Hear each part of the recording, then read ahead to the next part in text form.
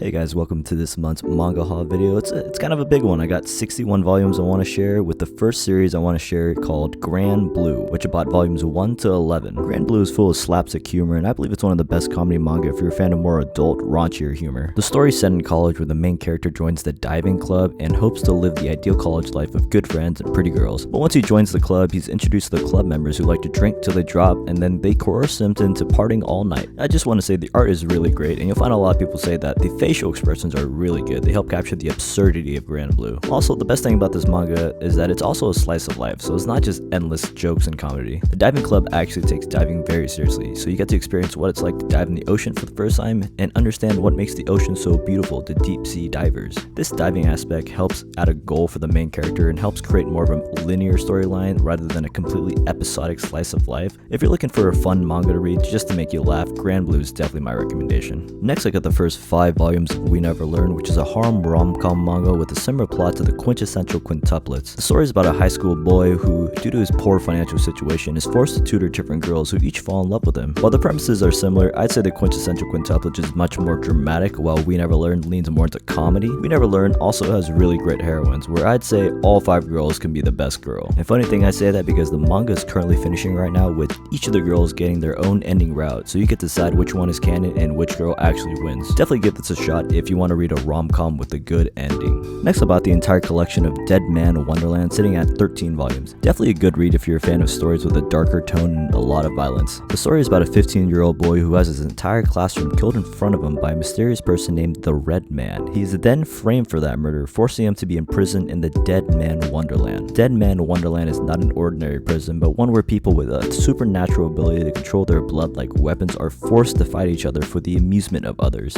Even if you're not a fan of gruesome manga, if you can get past that, you'll find a story here where the main theme is overcoming your mistakes of your past and growing in the present. You'll come to understand each of the characters' dark history that haunts them and the reason for them being in prison. Then you'll see them break the chains of their past and move on in order to face the real threat in the Deadman Wonderland. It's a fantastic story, and landing at 13 volumes, it's definitely one of the shorter shonen series that you should definitely consider adding to your collection. Moving on to another shonen series, One Punch Man, where I picked up volumes 1 to 10. One Punch Man is currently one of the most popular and most recognizable manga that is publishing. It's a simple and hilarious story that follows Saitama, a superhero who can beat anyone with one single punch. And if you watch the anime and you find yourself disappointed with the lackluster second season, please pick up the manga. It has everything good about the anime with even better comedy and character development.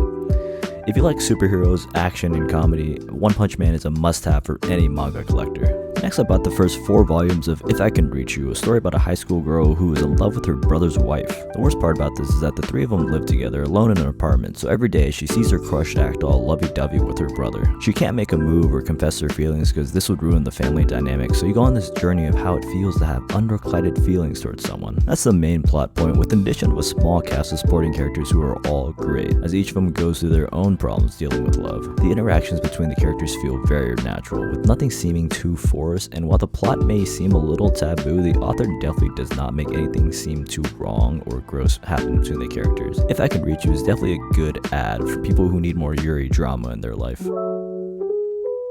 My favorite pickup from this manga haul has to be volume 1 of My Lesbian Experience with Loneliness. There's currently 4 volumes to this series, with each installment being a separate arc or a separate story about the author's life. My Lesbian Experience with Loneliness is a simple 4-panel manga where the 28-year-old author retells her life, which has been filled with depression, sexual angst, and aimlessness. This is set up to be a sad story, but the author is able to add humor, which makes it very fun to read while being extremely relatable. This will be my highest recommended manga in the video. I loved reading this story so much.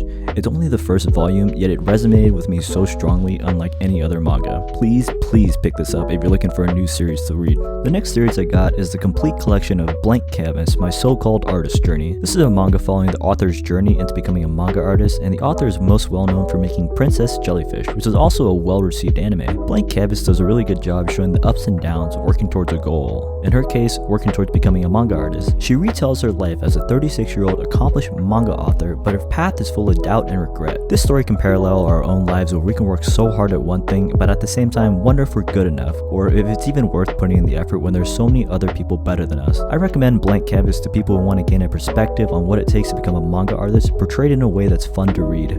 Next, I was able to pick up 12 volumes of Defrag, another really great comedy manga that I would say is underrated. It's similar to Grand Blue in how Defrag will make you laugh with all its outrageous and absurd situations where the main characters will get put in. Unlike Grand Blue though, Defrag is set in high school rather than college, and Defrag is much more centered around comedy, so there's no overarching plot or deep characters. It's just a book to pick up to laugh. The story itself is simple. The male main character is forced to join a club full of girls where they get into new shenanigans every day. If you're interested, you can check out the anime first and then try picking up the manga. The manga is slowly going out of print though, so I would pick this up as soon as possible for all you comedy fans. Next, I picked up the entire collection of Spirit Circle at 6 volumes. I don't know too much about this manga since I haven't read it yet, but I bought it since it's a highly rated short series. I'm going to read a line from the review that I found that got me into the series. Spirit Circle is a compelling manga that will make you think about the afterlife, reincarnation, and responsibility. Can you be held accountable for a really horrible thing you did in a past life? By asking that question, the author takes us through a journey through time that will try to discover the worth of a human soul and ultimately the worth of who we are today. With such an interesting plot line, I just had to check this out. If you want to try a really solid short series, you should give Spirit Circle a shot. Now onto some small pickups. I'm a huge fan of basketball, and Slam Dunk is regarded as one of the greatest sports manga of all time,